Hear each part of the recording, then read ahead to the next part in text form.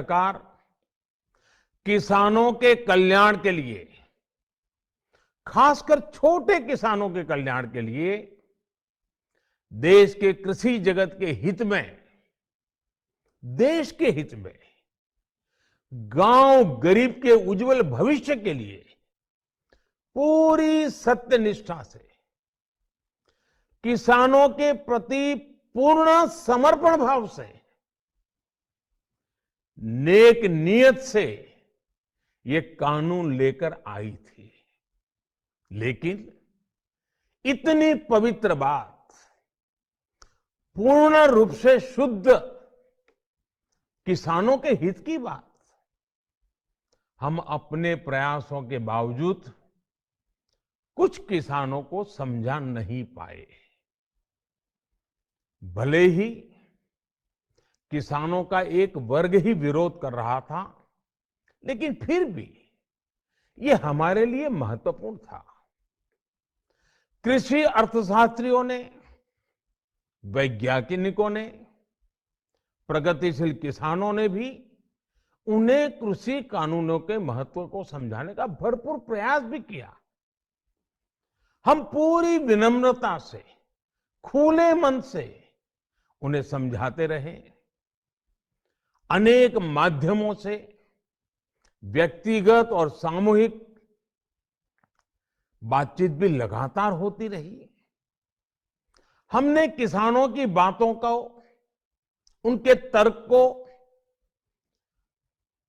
समझने में भी कोई कोर कसर बाकी नहीं छोड़ी।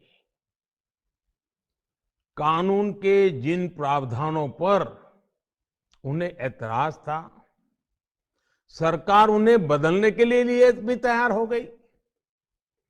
2 साल तक हमने इन कानूनों को सस्पेंड करने का भी प्रस्ताव दिया। इसी दौरान ये विषय माननीय सर्वोच्च न्यायालय के पास भी चला गया। ये सारी बातें देश के सामने है, इसलिए मैं इनके अधिक विस्तार में नहीं जाऊंगा। साथियों, मैं आज देशवासियों से क्षमा मांगते हुए सच्चे मन से और पवित्र हृदय से कहना चाहता हूं कि शायद हमारी तपस्या में ही कोई कमी रही होगी, जिसके कारण दिए के प्रकाश जैसा सत्य कुछ किसान भाइयों को हम समझा नहीं पाए। आज गुरु नानक देव जी का पवित्र प्रकाश पर्व है। ये समय किसी को भी दोष देने का नहीं है। आज मैं आपको, पूरे देश को ये बताने आया हूं कि हमने 3 कृषि कानूनों को वापस लेने का, रिपील करने का निर्णय लिया है।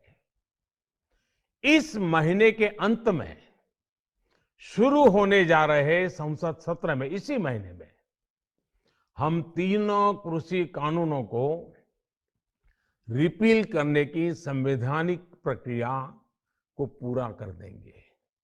साथियों, मैं आज अपने सभी आंदोलनरत किसान साथियों से आग्रह कर रहा हूं, आज गुरु पर्व का पवित्र दिन है। अब आप अपने अपने घर लौटे, अपने खेत में लौटे, अपने परिवार के बीच लौटे। आइए एक नई शुरुआत करते हैं।